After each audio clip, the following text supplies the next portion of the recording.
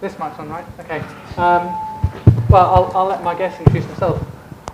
Sharon. Yes. Okay. Hi, everyone. I hope you saw the talk this morning. My name is Sharon Gieske, and I'm the tech lead of the data science team at Picnic, fastest growing online supermarket. So now it's working. Yeah, it's like my default pitch.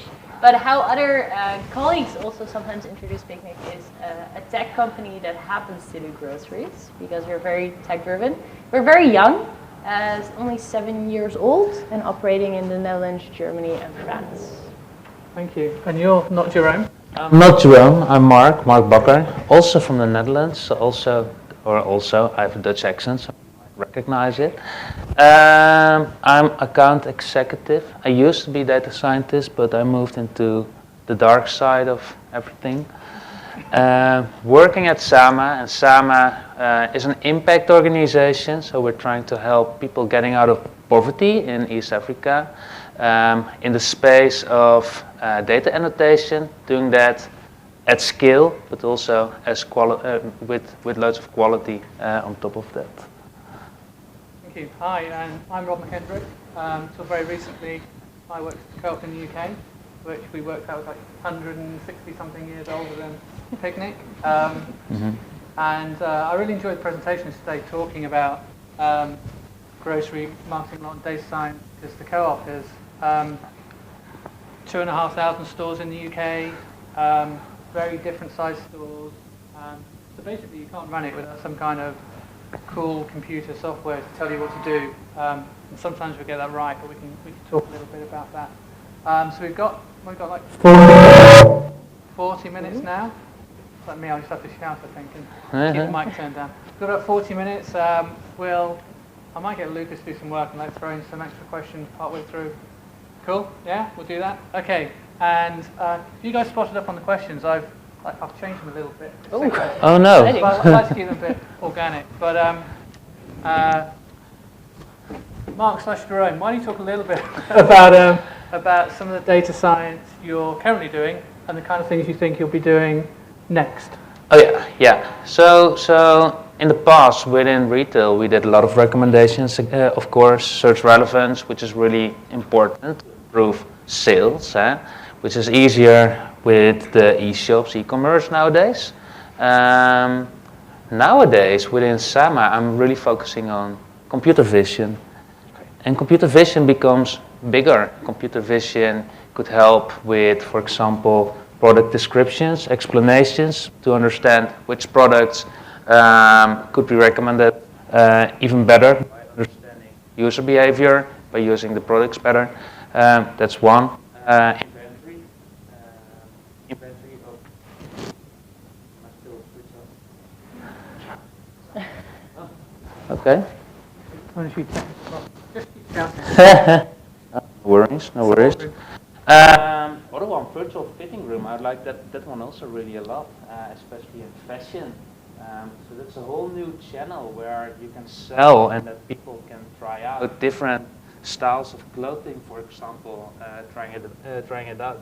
So there are a lot of new use cases because of computer vision where you can do the recommendations, which is pretty old use case, but it can give better results. But also new channels like the virtual fitting room. Same kind of question to you. We heard this morning about some of the things you're doing with TFT. Yeah. You talked a lot about how you're using those. You want to talk a little bit about the use cases and things you think you should be doing in the future? Yeah, of course. In the near future, yeah. So at Picnic, we're also already doing quite a lot of data science. So we do demand forecasting, which I talked about this morning. We're doing personalization, so really recommendations in the app. So we're mobile only. But we're also working on classification of customer feedback. We're working in finance, so really throughout the supply chain. We have a lot of classification and regression models. So I think where we're definitely going is also incorporating a lot of reinforcement learning. So we had a lot of interesting talks today. I think from Zalando was really cool. Where I think where we started with more traditional models, we're now exploring some state-of-the-art models. I think some of the next steps we're going to take is really into the reinforcement, trying to do lots of simulations, trying to figure out what works best for our customers. I think this is definitely an area where we are headed. Okay, and now I've got to ask myself the same question. So, so what kind of things are we doing? So at the co-op, we've been working on data science and in data in the cloud for a few years. We've done a little bit of experimentation with things like computer vision, try to spot people who don't want to necessarily pay for things. So that was kind of, that use case was kind of really difficult just because of the logistics of getting the data across our 2,000 stores across the UK, and kind of like we don't have the edge computer doing it in stores. Some of our stores are really small.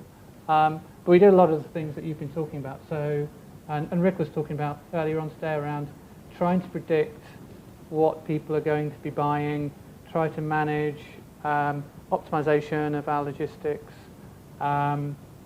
looking at, we have a very small online presence, so a lot of our customers, like 60% of our customers are kind of unknown to us. They just kind of come into the store, buy 3 or 4 things, walk out. So it's quite hard to understand easily what kind of things they're buying. So we do tend to like kind of look at baskets and see which things are bought with other things, try to look at the complementarity of those and substitutability as well. So quite a lot of different things. I think some of the real challenges or things we need to do next are around trying to bring some more of those models together so we have a much better view of how do we optimize between cost to buy something, cost in the logistics chain, and then how we sell it, and the balance of waste, because we tend to have models in little areas. So we really need to look at how to bring a number of those different models together. I think that's super interesting, because now, at least how we see it at Picnic, usually models are built more in isolation, right? There's a model in demand forecasting, there's a model in customer feedback classification. Well, they're all part of the customer journey, and by combining all these models, you have so much more information to really make that whole journey more efficient and more pleasurable for the customer. And what do you think? Question 2 is all about. So that's a great segue. So what do you think are the blockers to making that happen at the moment?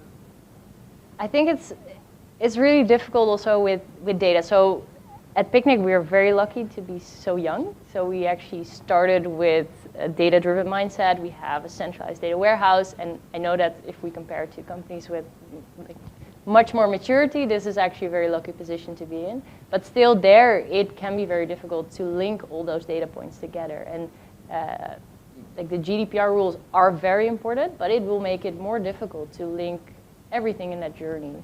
So I think this is definitely not a blocker, but a challenge that we need to face. Big challenge. Yeah.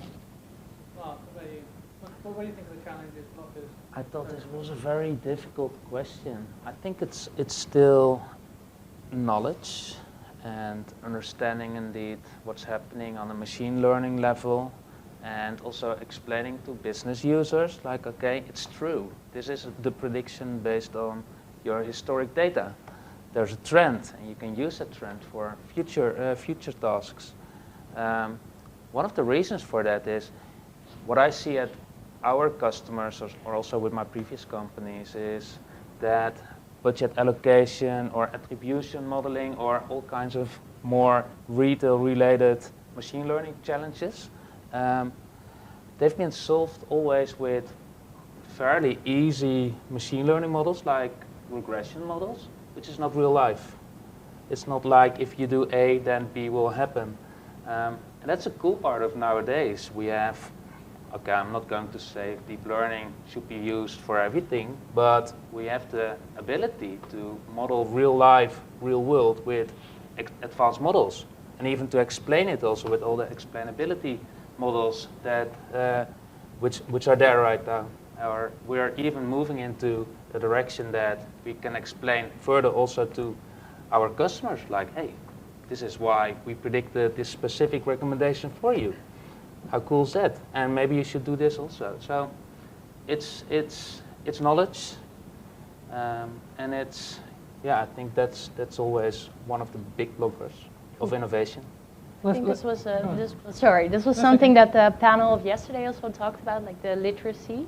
and really having everyone understand what the models can do, but also what they cannot do. So something that we've been seeing at Picnic is that everyone is very data-driven, very excited about the models, and we have this very cool temporal fusion transformer, and now they're like, well, can we just use it for everything? Can we use it here? Can we use it here?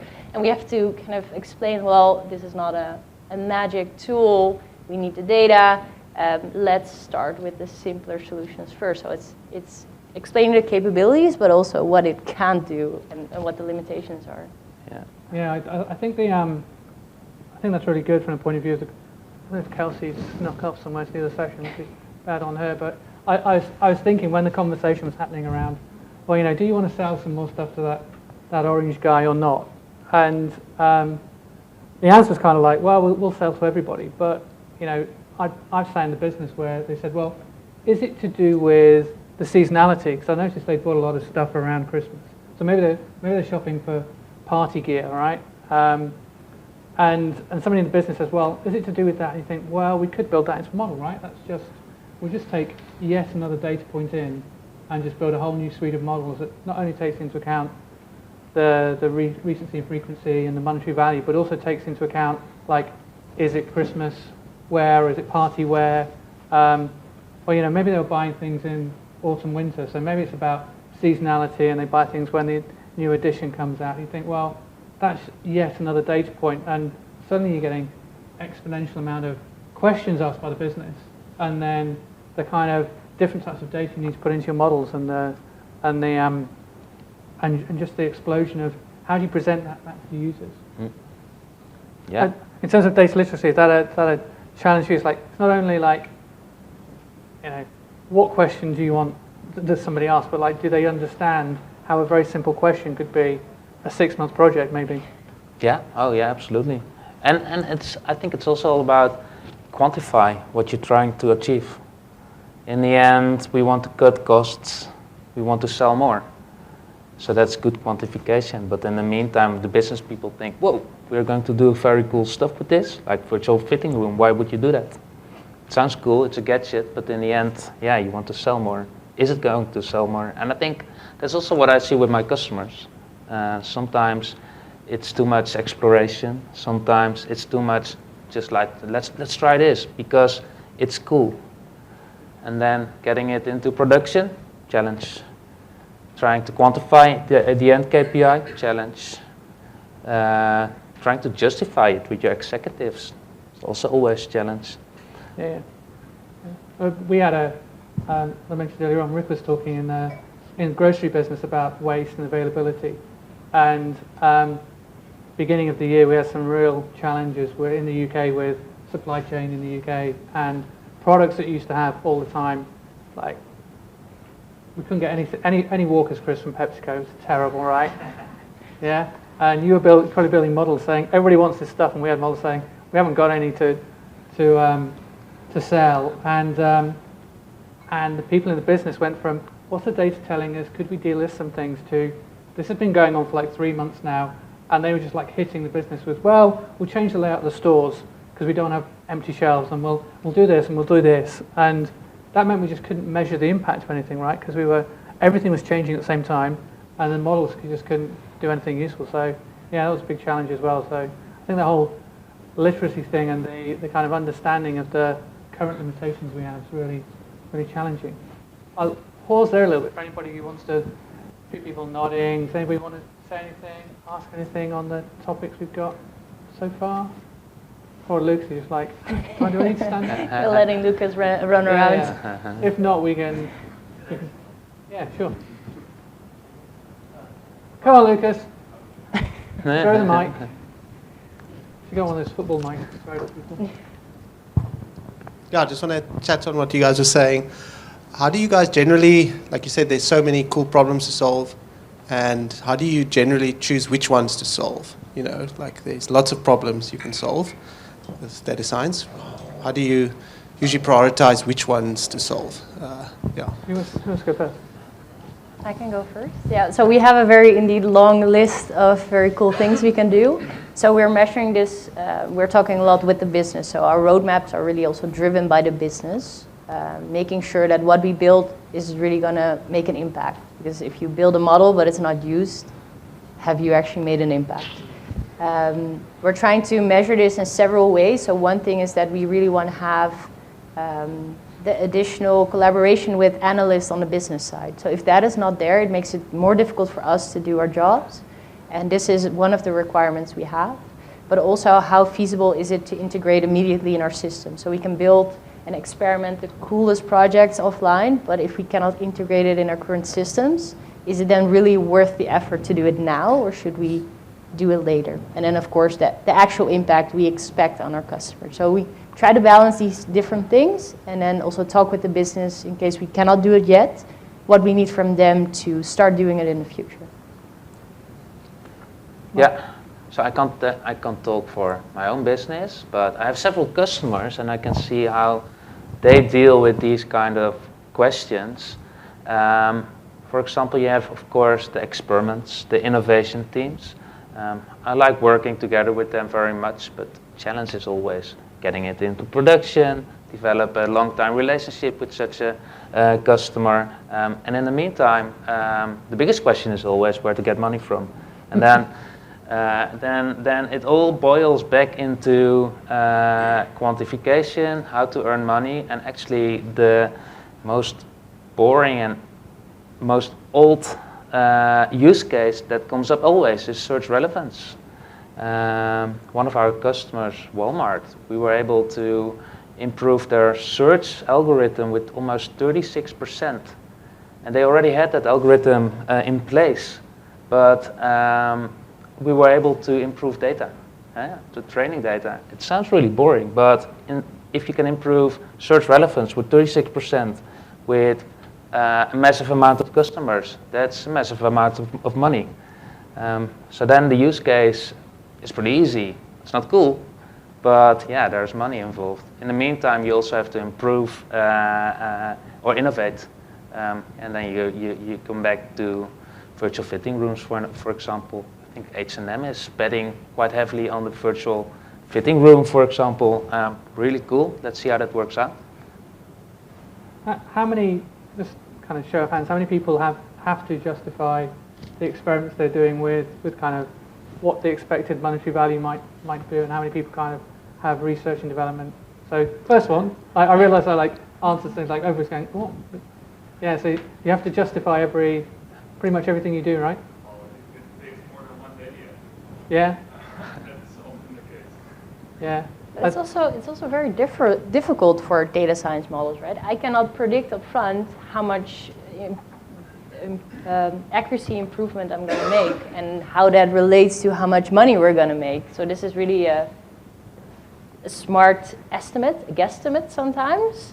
But I cannot tell the business, hey, we're going to improve this with 10% and we're going to do this in 5 weeks. Yeah. Mm-hmm. That is a pretty difficult thing to sell. True. I don't know how you are doing this at your company. I mean, to kind of answer both of those questions, at the co-op, we pretty much we were prioritizing based upon, was there anybody with the bandwidth to answer that problem? Because the problems are kind of different. So, you know, if it was a problem around waste and availability, that was Adrian's team. Did they have anything else that was more pressing that they couldn't do? If it was around personalization for vouchers, that was Tim's team. Did his team have bandwidth, and what were they doing? So it came down to bandwidth of people in different domain skills, because we can't just, you know, we couldn't just throw a different problem at different people. We had to have a certain amount of knowledge. Adrian had like 10 years of knowledge of like trying to balance waste versus availability in different kind of stores. I mean, he had like 10 years of bad experience with the business not listening to him, right? Because they knew best. Because there was a store manager saying, no, you don't. I'm going to not tell you I've sold out of that thing because I don't want you to send me any more, right? So we had all those kind of challenges as well. But yeah, we had a challenge with to get around to like how do we scale up those teams? So do you think that there's some cool technology out there that will buy and will just massively be able to scale the amount of machine learning and data science we do? I think one thing that is important for at least what we see for scaling at Picnic is really standardization, making it easier for the users to use it, making sure that the quality stays high also between the models. If you start to create 50, 100 models made by 50, 100, 200 data scientists, it's really difficult to keep the same quality, keep the same oversight, making sure that everything is working really well, unless you have standardization. So something we're also investing a lot in now is MLOps. So I saw Rework is having a very cool conference soon, so some promotion there. 50% off if you use the code, right? Oh, I think this is very important also for the future, making sure that all the things that you're scaling towards, that they still keep on working.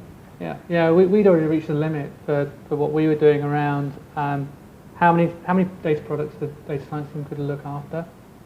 It almost felt like we had to stop them doing work to try to look at MLOps because nobody else got MLOps really in the rest of the business. So it wasn't a problem we could ask somebody else to look after as well.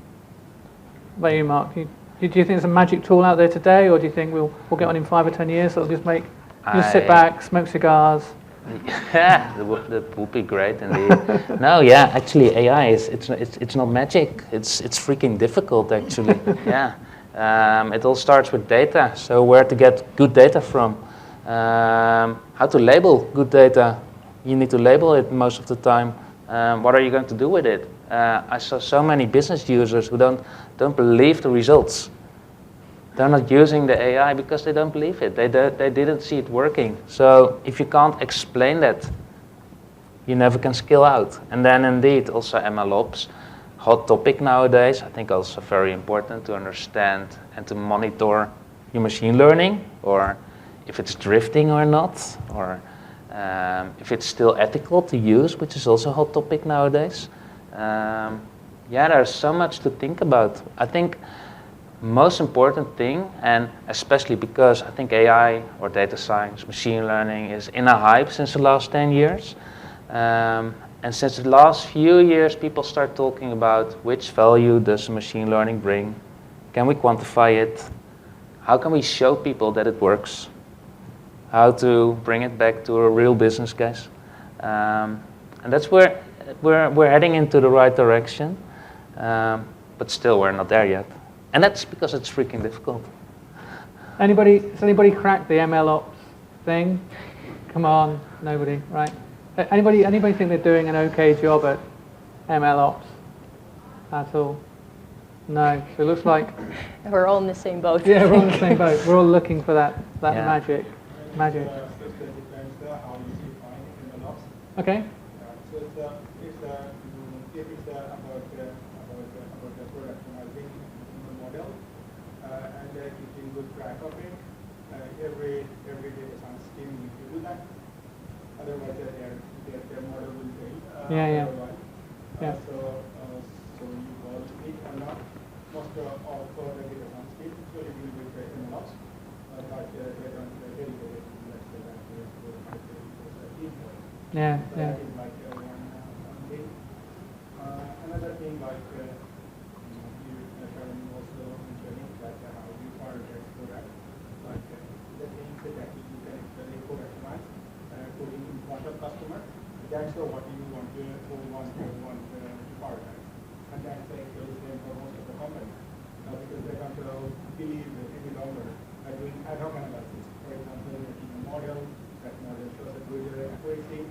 But it's still really hard. Putting in production, putting in business, and in customer. So if you want to get rid of all of these steps, it's the MLOps that can actually help you to scale to make your solution in your model for the customer. So my perspective is that MLOps is something that each and every data science team is actually handling in some degree. Yep. Like if your business is dealing with hundreds of models or thousands of models, there is no way that you can be actually managed in a semi-automatic manner. Then it's really important to deliver it. Yeah. I think what I've seen in the market over the past, say, 10 years of AI, data science, machine learning being a new thing is that people quite often used to come to conferences like 5 years ago and say, we've done this cool thing, and they've done one thing, and they show off a tool, and then they haven't realized that productionizing it and making it run and monitoring it and assuring the model is not showing bias to a particular ethnicity all takes time, right? And that is the effort that's required in order to keep that thing running. So every time you build another one, you get more kind of drag on you. So hopefully the future of AI will involve some cool tooling that's going to help us with this. But maybe the future of AI is more people helping the data scientists do those things and building more models. Yeah, because I think we're also still talking about MLOps as a very technical implementation. But in the meantime, it's actually everybody's problem. It's an organizational challenge. Organizations think that the data scientists will solve it. Well, data scientists are very good in modeling, in the statistics, understanding of the data, stuff like that.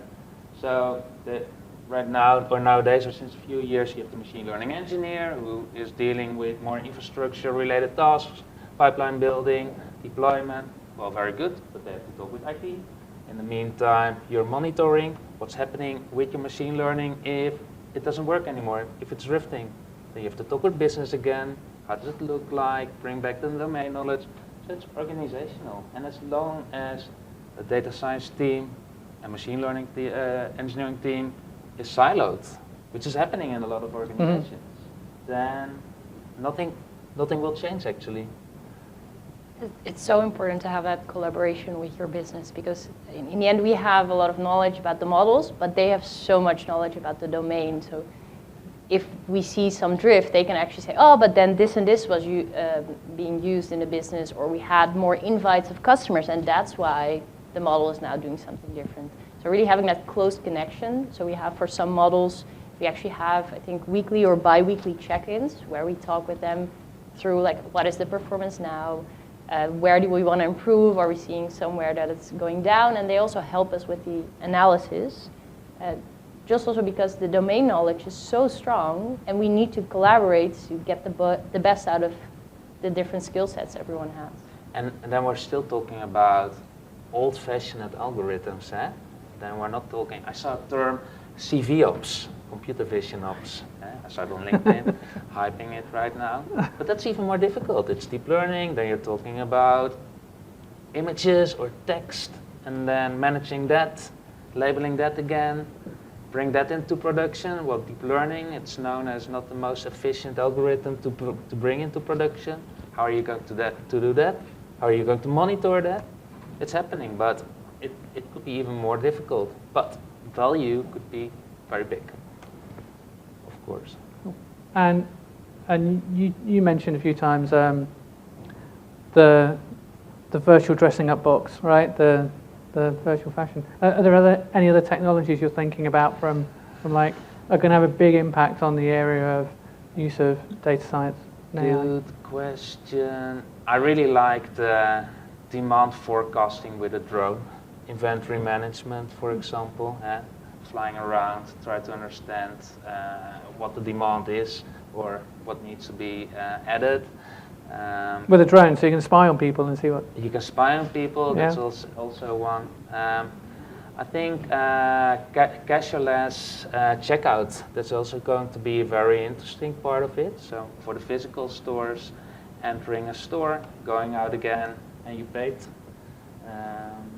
You see it happening right now. I know quite some organizations in the Netherlands already tried it out themselves, supermarkets. What you see right now also is that it's really hard for retail organizations to develop it themselves because you need to have knowledge. It's a very specific knowledge. So I see also a lot of startups developing around these topics because it's really specific. It's also not cheap. I think, especially these cashierless checkouts, lots of cameras, heavy models. Yeah. It's a big investment to start with that. I think a lot of people think that Amazon do not want to get into retail business. All they want to do is scare everybody else into buying their technology, right? And where that kind of thing's taken off a bit in the Netherlands, is it?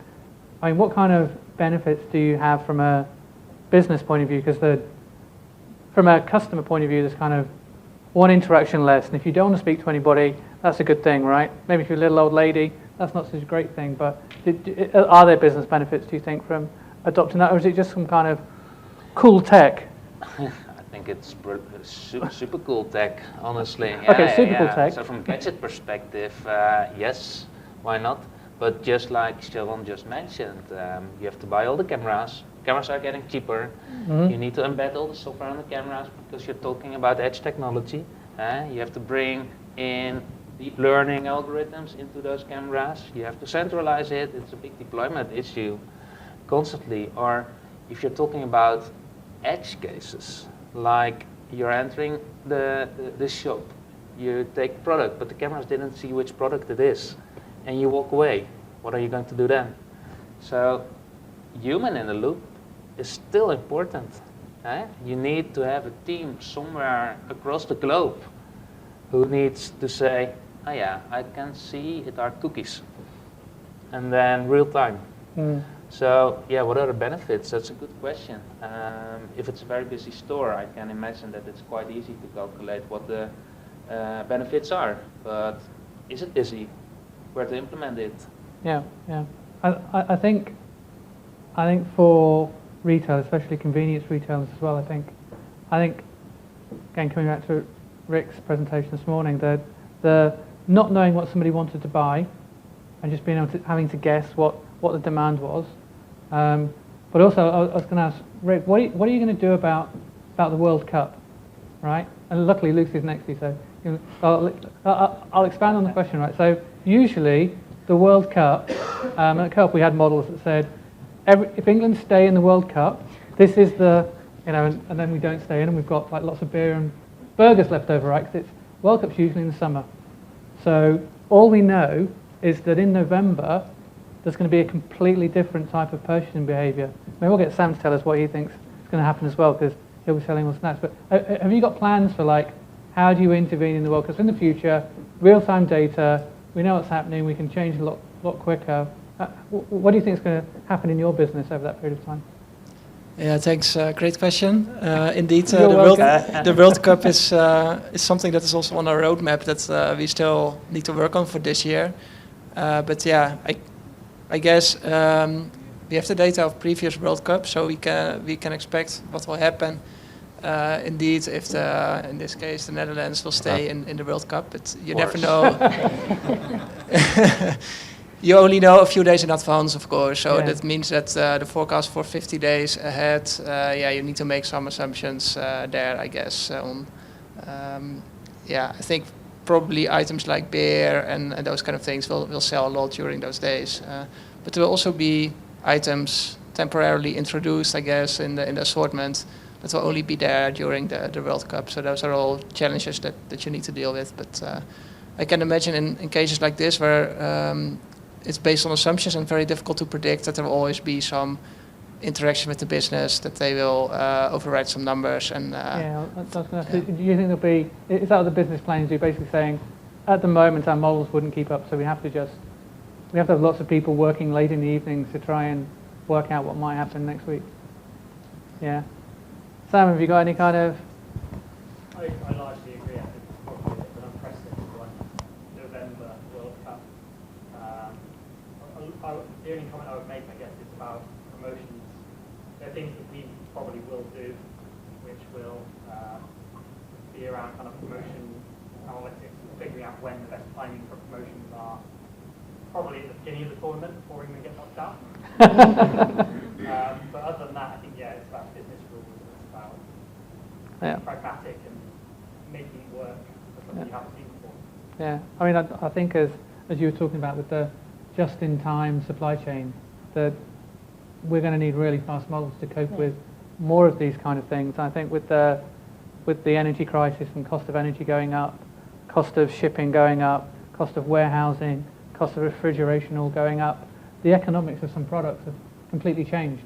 But we've still got models that were trained on data from pre-pandemic data because we couldn't use the most recent data. So I think being able to build lots more models with more data, but that's like exponentially more amount of compute that we're going to need to try and do these things automatically and But do you think we can model all these like very abrupt changes, like the World Cup? And it's pretty difficult to model, right? Because we don't have all these longer term patterns. We expect models to suddenly switch and know what's going on everywhere in the world. I think for now we've seen that humans are much better in that, but it's also important to give them the tools to overwrite any forecast we are making so that they can actually add on top of the models that we already have. So do we think there'll always be some kind of human in the loop from that point of view? I think so. We should have, Yeah? Yeah. That's what, how does Gardner call that? The augmented AI. Augment AI to what humans are doing. Yeah, and I think that is needed. Somebody who decides what to do. If you do AI as a study, so I did my master's around AI, and my professors always ask, how are you going to evaluate? And that's a human in the loop. So is it working? How are you going to improve it? How are you going to do the MLOps? But also on data level. So develop the cleanest training data whatsoever without any bias, so that at least you can develop some models that will help, but always the human needs to decide. Cool, thank you. I think we've got, coming into the last few minutes, we should probably definitely ask some questions now. So has anybody got any more kind of, rather than me picking on people, which is a bit mean and evil, but you did a great job, both of you. Anybody got any questions? Of course you do. How many questions is in the one thing? It's about organization, analytics, so I was also in CDO exchange, Last week? Yeah. So here I also see that everyone is struggling with the one thing. Like it's still like all these talks around how to sell, how to convince business, how to talk about the value part of organization. So leaders are leaders, but if you think about from an organization perspective, that a finance department, the marketing department, sales department, or IT, these organizations are very, very, very, very different. So how would develop analytics or data science inside an organization so that the people work within that organization need to think about it like rather selling themselves or within other businesses inside the organization and try to do the right things that need to become a business. So of course the data science is not that mature comparing with all those other but it's very important to see that, and that's why organizations are industry. But at the same time, the leaders is still failing to strategize the role of analytics, the role of AI within the organization. So what's the process on that? How best deal to do that? So I think that when it comes to organizations, I've seen over time, like analytics 10 years ago, which was like advanced analytics was just a little bit more than people are normally doing, right? And it just forever goes on. But some of the things people were doing 10 years ago are now being done in those business teams. And I think that, and then kind of model changes from having centers of excellence and teams out in the business, and then people flip and they bring everybody back together again, and they go, you know what, we need to do a reorg, 2 years have gone by, business wants people back at their desks again, so it's like, can you send them all back over? So you keep reorganizing. And I think I've seen there's been a continuation of having kind of a centralized data science team, because it's seen as being something that's kind of really difficult. You need to keep those pods together. But I think that a lot of people say most data scientists can't talk to humans; they can only talk to computers. So we need to put them in a little box. But I think that's completely wrong. I mean, first of all, there's a bunch of 80 people data science people, because actually in a room, I mean, they're all facing away, and they're like. But I think the real benefit comes when the people in the business see those people and talk to those people, not on a hey, we're having a weekly meeting, but just like talking to them about the thing they found, and it just becomes kind of a more organic discussion. Which means it's really hard to develop skills. You need, whichever way you organise a business, you need to really work at the other things. So if you embed those data science teams in the business, you really need to work harder at making sure they're using common, consistent ways, making sure they've got good tools, training them up, giving them a sense of community. But I really think that the time will come when more and more people are kind of, there's no distinction between I'm finance and I'm analytics and I'm data science. It's just we're all doing a problem around finance and we're all together. And I think that's where it really works best. And where it really works badly is the whole, you give me a problem, I give you an answer in 6 weeks, you decide the problem, the answer wasn't right, and you don't talk to me ever again. Right? So I think that's, so many organizations are doing it like that. Yeah. Still. Yeah.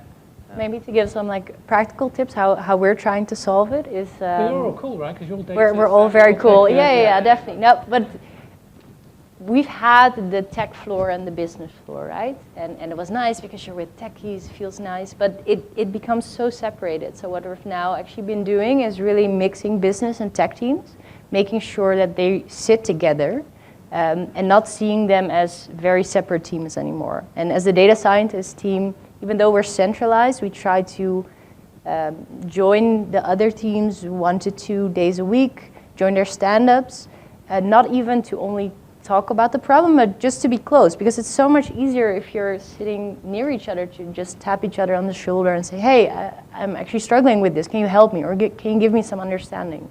So that is something we're practically doing.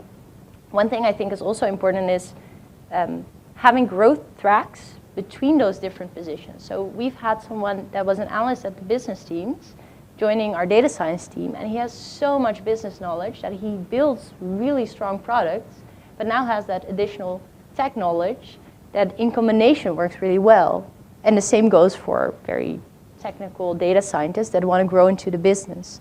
So not seeing them as two separate things needing completely separate degrees. There's still probably knowledge transfer needed, but seeing them as like careers that you can kind of switch towards. I think that is something that we're going to see more and more in the future. And it makes sense, because modeling is technical. But in the meantime, we try to model the real world, which is domain and... It's not black and white, right? I don't. We got time for more? Okay, one more. One more random question. Easy question. No. So I'll tell you something. We did some. The business did ask the question, which was, what happens after the World Cup? And if England go out early, This could happen. Yeah, especially with Netherlands in the running. Okay, It's whatever. Whatever. But what do we do with all the booze and snacks that we've got left over, right? And, sorry? Yeah. Well, and people ask the question, would people buy less booze at Christmas because they'd been drinking over the World Cup? And we did some consumer research, and the good news is, certainly in Britain anyway, we're going to continue drinking. There won't be any late days, just one kind of 2-month party.